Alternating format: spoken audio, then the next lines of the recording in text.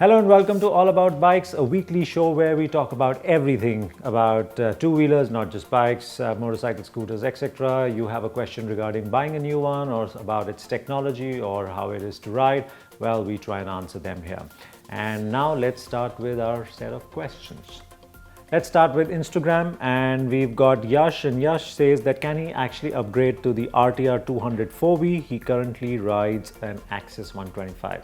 So if you've ridden motorcycles, if you know how to work the clutch, if you know how to work the gears, then of course you can ride it. I mean, the power difference and all that doesn't really matter because you'll get used to it.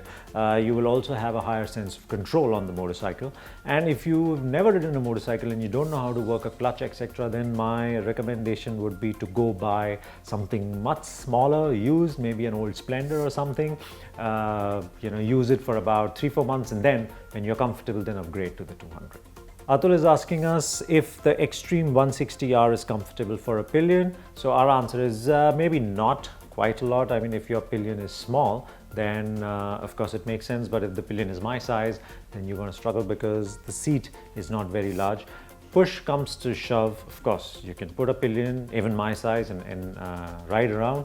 But at the end, what matters is how much time are you going to ride alone and how much time are you going to ride with a Pillion, and how much do you like the 160R. If you really like the motorcycle and you're going to be riding it mostly solo, then it doesn't matter if the few times you ride with the Pillion, if the Pillion or you are uncomfortable. So that would be my suggestion.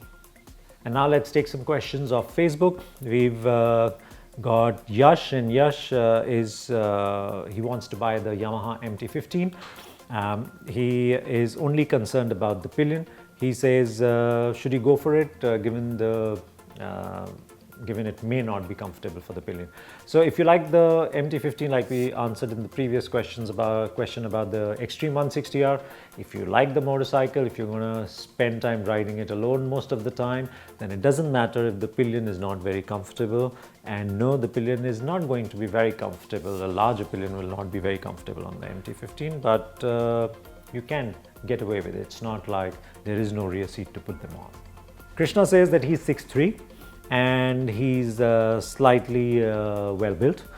So he wants a motorcycle for everyday commute and a motorcycle where he doesn't really, whatever bikes he sits on, he says it makes it look small. So what could he go for? And he says his budget is under 2 lakh rupees. Under 2 lakh, I think it'll be very difficult to find something that's larger in size unless you go used.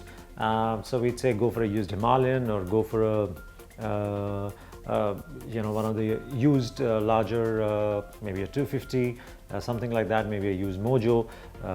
But again, you got to think about with the Mojo, you probably want to think about the spare parts, etc. But Himalayan, you could go for a used Himalayan, or you could go for one of the entry-level Bullets, which won't be very high on refinement, etc. But if size is what matters and torque is what matters, then you can go for those. Joseph has asked us what, in our opinion, is the best touring machine to go for. He says his budget is under 3 lakh rupees. So we just pick one of each type. If you want something like a ADV, then of course the Himalayan is a great touring machine. If you want something that's slightly sportier, then you could look at the Gixxer 250 SF, for instance. I mean, it's not too demanding in terms of seating position or seating ergos, and it's still like sporty and touring friendly, all of that thing. So you could look at that. Or if you want like a cruiser style machine, then of course you have the option of the Meteor or the Highness. I think the Meteor is more inclined or is more cruiser-like than the Highness, which Highness is more street bike-ish. So yeah, these would be our options when it comes to good touring machines. Vinay is asking us which of the 3 should he buy: the Mojo BS6, the Jawa Classic BS6, and the Meteor 350. What he wants is a motorcycle to ride every day and take it on long rides, have fairly okay maintenance, and he's also asking, is the Interceptor 650 good enough for this purpose? So between the 3 things that you've listed, we definitely go with the Meteor because that's the motorcycle we've ridden the most. That's the motorcycle we've had least amount of trouble with, or any trouble with for that matter. So it's very easy to recommend because we know what it is and how it is. Mojo BS6, we haven't got our hands on it. Jawas on and off. I mean, again, none of the new BS6 Jawas we've been able to spend a lot of time with. So the Meteor would be our recommendation. And between the Meteor and the Interceptor, if you want a more comfortable long ride and you're not really chasing high speed cruising ability, let's say you're okay with 90-100, then Meteor. If you want something faster to cruise on, then the Interceptor, but the Meteor has more comfortable seat and a seating position for touring. Tejas has asked us, can we expect the Honda Forza in India? It is a scooter, and the simple answer to that is no. Honda is not doing experimental scooters here. They're doing very down to basics, differently styled, but essentially very palatable, easily acceptable scooters which have a much larger audience. Yash has written to us and said that he's 5.5 feet, and he wants to know, or he wants a good street bike, which is also good for touring over the weekend. And his options list include the CB350 Honda, the RE Meteor 350, and the Gixxer 250 SF. So slightly different appeal to these motorcycles. The Gixxer SF is of course a sportier take and a nicer take. So if you want to spend your weekend taking on the twisties, makes a lot more sense to just go for the Gixxer because it's just cut out for that. The Meteor is better set up for, let's say, slightly longer straight road sort of riding, but of course not very high paced naturally, because it feels the most comfortable between 90 and 100. And the CB is more a street bike. I mean, it's got more upright seating, a flatter seat, that sort of thing. So it's not really cut out for, you know, like touring ability or touring job. You've got very specific options in the Meteor and the SF, so you can pick and choose whether you want sporty touring or laid back touring. Akshadeep is asking us, when will the new range of Pulsars and Avengers arrive, because everybody's been talking about it for a couple of years now. Now for the Avenger, we were under the impression that we would see the Bajaj Triumph bikes. A version of that would make the new Avengers. Now our understanding is that the new Triumph bikes are essentially going to be offshoots of the KTM platform, so maybe we will see classic neo-retro style like the Honda Highness, that sort of styling and exercise for the Triumph, while the Avenger might be more like the Meteor, so but based essentially on the same platform. When is it going to be? Probably in 2021. But again, I mean, with the pandemic, all timelines have shifted. So we don't have a very clear answer on that.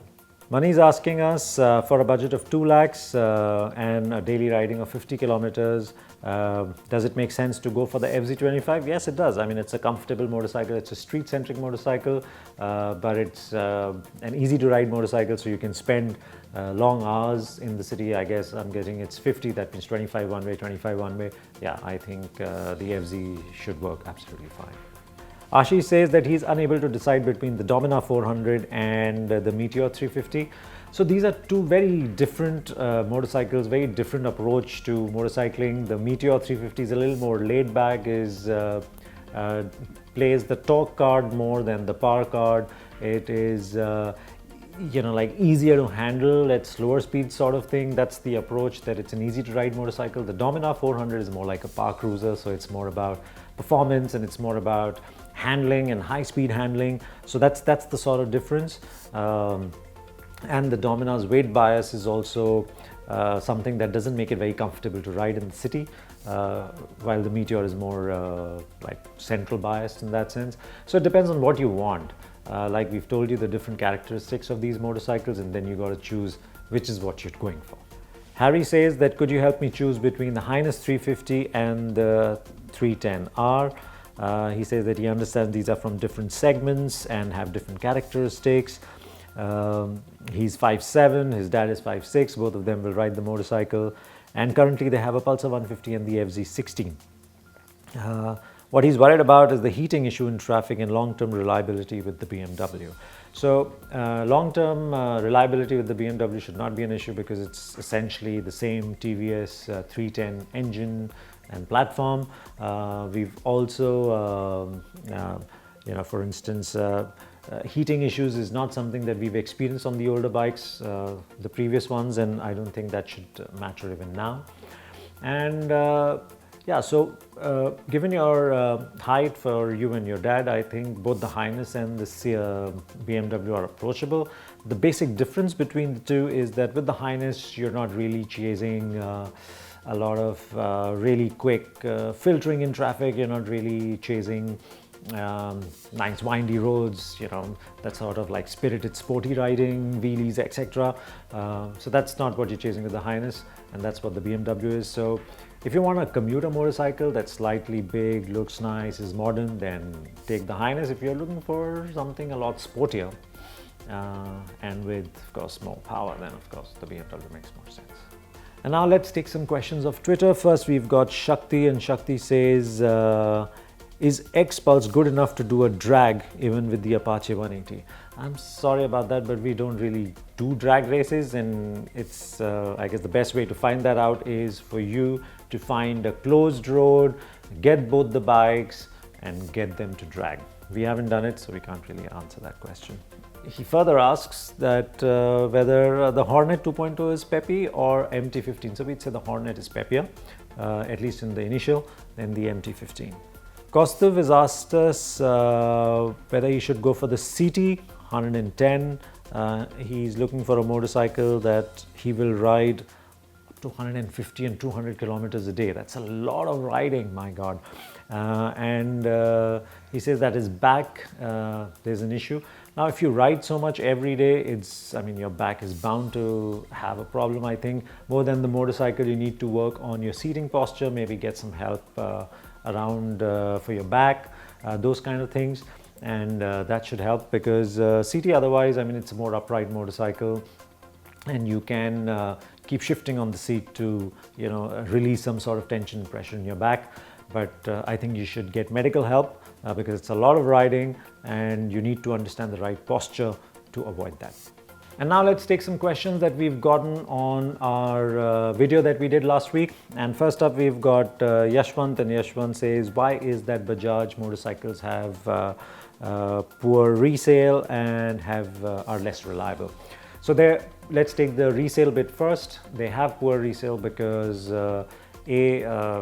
you already are buying a motorcycle that's affordable to begin with. So you're going to lose money in any case.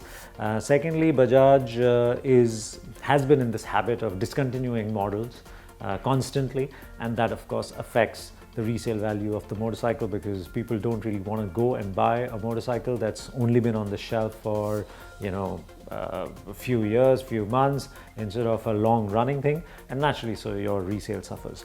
As far as reliability goes, I think we've not really experienced or seen big issues with the motorcycle. Yes, you have a few problems here and there, and Bajaj motorcycles do tend to age earlier or quicker than their competition, and that's because you're also buying cheaper motorcycle, so to speak. So everything around it is more affordable, right? The quality of parts, etc. It's all designed to meet that price point, and naturally when you have that, motorcycles or vehicles tend to age faster when they don't have the best quality materials in place. So if you want good quality, you have to pay big money. If you don't want to pay big money, you should. This is just part of the deal. Namit wants to know which is a good touring option, the XPulse 200, the Apache 200, or the FZ 250 or the 25. We'd say XPulse 200 because it's comfortable, it's got good mid-range torque, so that's the one you should go for. Srijan says that his budget is 2.5 lakhs. Should he go for the Dominar 400 and the Himalayan? It's mainly for city and touring. So since you're not looking at off-roading at all, we'd say go for the Dominar 400. It is a better street motorcycle, be it touring, variety of touring, or in the city. I think the Himalayan works better because it's got better weight balance or weight bias. But overall, I think Dominar 400 works better for you. Mithun says he likes the Honda CB350 but is a little disappointed with the sales in after-sales service, the reach, and so he wants to know whether they're going to increase the reach or the dealers. So The CB350, for those not in the know, is only available through BigWing outlets, which are very, very few compared to the rest of the Honda dealerships, and therefore and naturally the service is also limited to these outlets, and that limits the reach, the accessibility, all of that. Honda will work and will increase the number of BigWing outlets, yes, over the years, but I think it's not really going to go into huge numbers that would improve the accessibility in that sense. Rohit wants a motorcycle for touring. He says his budget is 2.5 lakhs and he's looking at the Meteor, the Himalayan and the Dominar 400. He says that the Meteor is not as fun to ride as a Dominar 400 or Himalayan. What do you suggest? So it's true, the Meteor is not as fun to ride as the Dominar 400 on the road around the twisties, absolutely. And the Meteor is not as fun to ride or as much fun to ride as the Himalayan off-road. So that's absolutely true.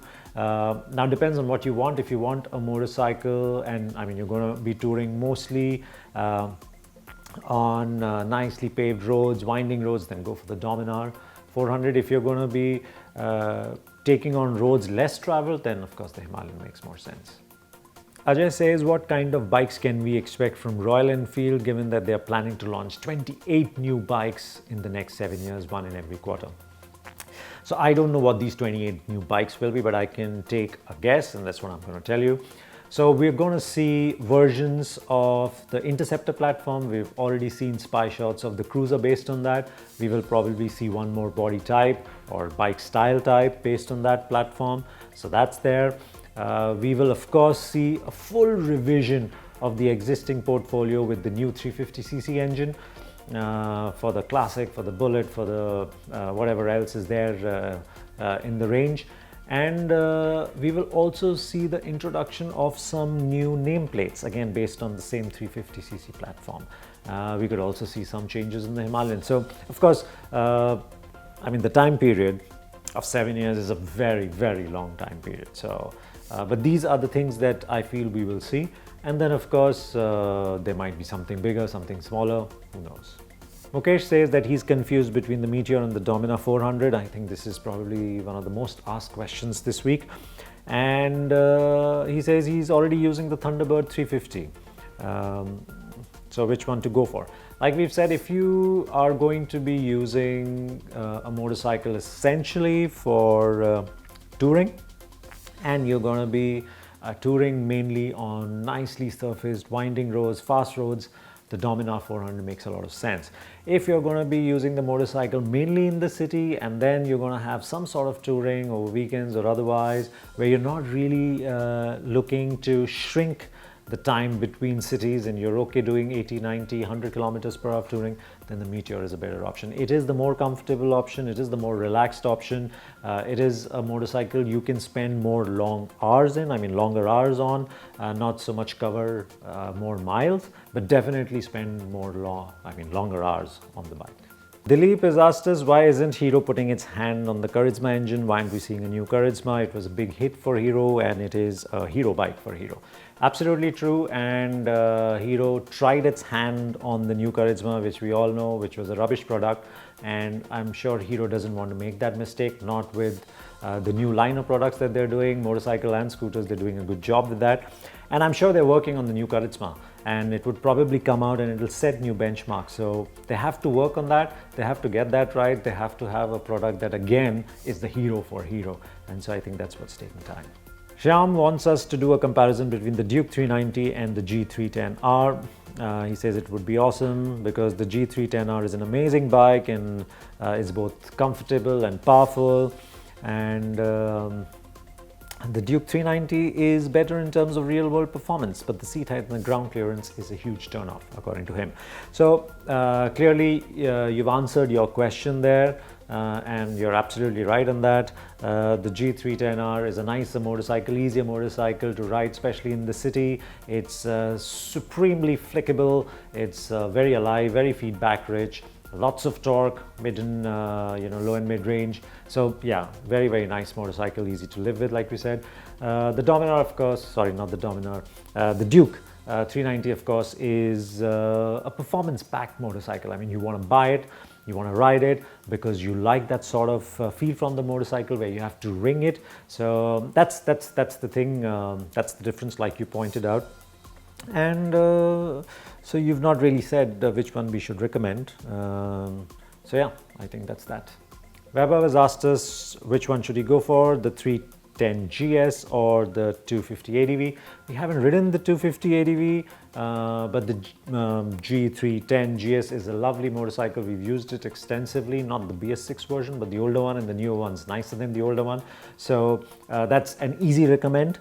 With the 250 ADV, the engine's of course borrowed lock, stock and barrel from the Duke 250, and the rest of the bike is essentially a 390 ADV. So it's not the best of combinations in our opinion, because you've lost some power and torque, but you haven't lost any of the weight and size of the 390. So I don't know how that's going to translate into on-road performance. So unless we do that, we won't be able to say. Avik is asking us, when would Royal Enfield launch the new 650 Cruiser? So we'd say, and he says it's been caught testing. Yes, it has. It should come out maybe mid of 2021. That's what we're looking at for its launch. Nitin says that the Meteor 350 is a new motorcycle with a new engine, so is it reliable and can he go for it? So we've already spent close to 3,000 kilometers on the Meteor. We've been riding it extensively in the city. It's never had a day off. Either I'm riding it or somebody in the team is riding it. We also rode it to Mangalore and back. So, you know, in one go, going, staying, and then coming back. So it's been used quite a bit, and we've not really had any issues. We've got it serviced just once. There's no excessive tappet noise, nothing is falling off, there are no increase in vibration, so pretty reliable as we see it, and we've been pushing it through quite a few things that we'd want to see on how it performs. Pratik says that he wants a comfortable bike for city and occasional highway runs. He says which would be a better option, the Avenger 160, 220 or the Meteor. So there's a 1 lakh rupee difference. The Avengers are now old, the Meteor is new. The Avengers have their own flair. They have a more, let's say, laid back sort of seating. The Meteor is more upright but still a cruiser-like go. But the Meteor just seems like a better option to go for, even though it's a little more expensive because it's a new motorcycle. And everything on the Avengers now, the touch feel, the riding experience, the engine, everything feels dated. Not so with the Meteor. So if you can spend the extra money, we'd say go for the Meteor. Vishwas says that he commutes 20 plus 20 equal to 40 kilometers in the city. Thanks for the maths there.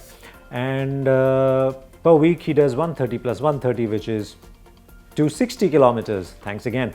And he says that he rides his bike 70 to 80 kilometers per hour, that sort of speed. What should he go for?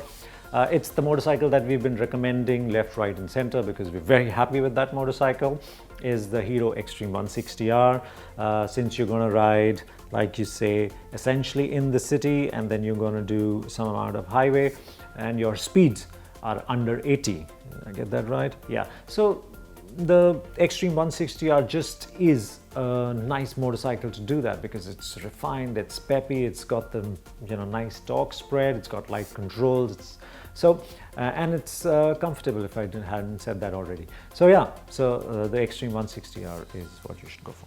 Varun says that he is looking for a motorcycle that he will ride at about 70 to 80 kilometers per hour, and he wants a motorcycle that is efficient, it has good luggage carrying capability, and at most he would probably use the motorcycle for 120 kilometers a day.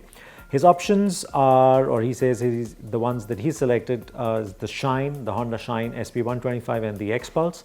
He says that he's got backache issues, and so he thought the XPulse would make sense because of the suspension travel, and we are right up there with you. You're absolutely right. I mean, it's a softer motorcycle. There's a lot more travel. There are less rude shocks that will come through if you don't spot something on the road because there's more travel, so more absorption.